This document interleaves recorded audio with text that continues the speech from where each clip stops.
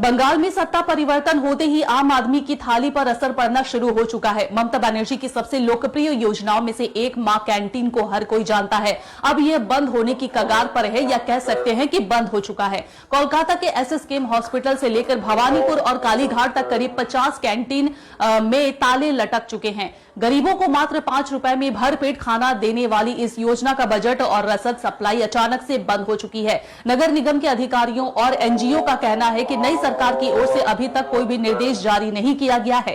क्या शुभेंदु सरकार इस योजना को जारी रखेगी या इसे किसी नए नाम के साथ शुरू किया जाएगा? देखिए उस योजना का हाल जिसने कोरोना काल में भी लाखों लोगों का पेट भरा था। 5 रुपए में मिलने वाला सुकून अब अनसर्टेनिटी की भेंट चढ़ गया। क्या नई सरकार मिटा देगी मां का निशान? पश्चिम बंगाल में राजनीतिक बदलाव का सीधा असर अब जमीन पर दिखने लगा है।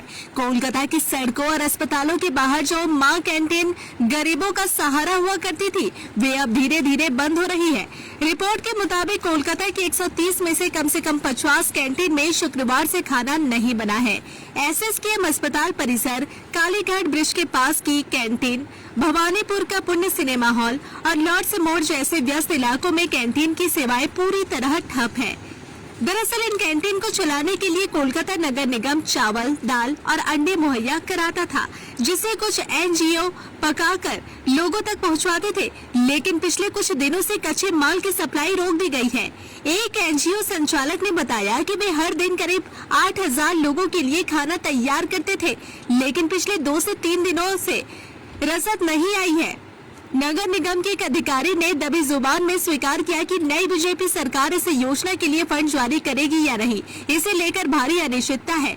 फाइलों पर साइन नहीं हो रहे हैं और बिल पेंडिंग पड़े हैं। आपको बता दें कि मां कैंटीन योजना फरवरी 2021 में ममता बनर्जी द्वारा शुरू की गई थी। रिक्शा चालक, दिहाड़ी मजदूर और दूर दराज से अस्पतालों में आने जाने वाले मरीजों के परिजनों के लिए यह योजना किसी वरदान से कम नहीं थी।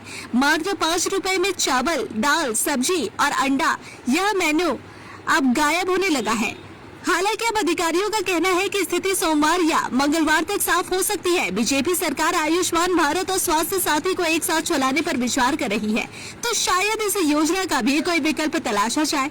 लेकिन फिलहाल उन हजारों लोगों के सामने संकट खड़ा हो गया है जो हर दोपहर 12 से 3 बजे के बीच इन कैंटीन के बाहर कतारों में खड़े होते थे। क्या नई सरकार इस मानवीय पहलू को ध्यान में रखेगी? यह बड़ा सवाल है।